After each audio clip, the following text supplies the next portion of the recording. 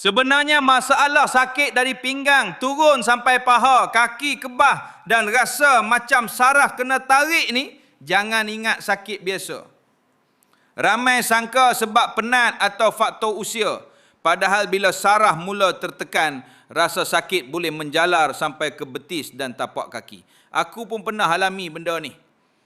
Mula-mula cuma rasa tak selesa bila duduk lama.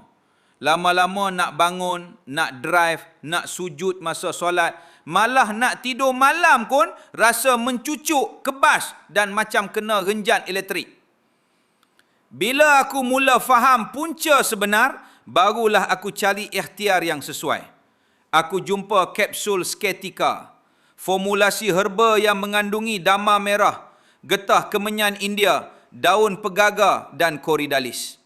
Apa yang buat aku lebih yakin, produk ni telah diuji oleh makmal Allied Chemist dan mempunyai Certificate of Analysis sebagai bukti ujian keselamatan produk.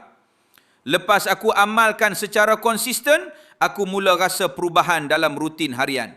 Badan rasa lebih selesa bergerak, rasa tegang dan kebas pun semakin kurang mengganggu. Aku rasa lebih yakin nak buat aktiviti harian tanpa rasa terbatas macam dulu. Kalau korang pun selalu rasa sakit dari pinggang turun sampai kaki, atau rasa macam saraf kena tarik, jangan tunggu sampai aktiviti harian mula terganggu. Tekan beg kuning sekarang dan tengok promosi kapsul Sketika yang masih berlangsung hari ini.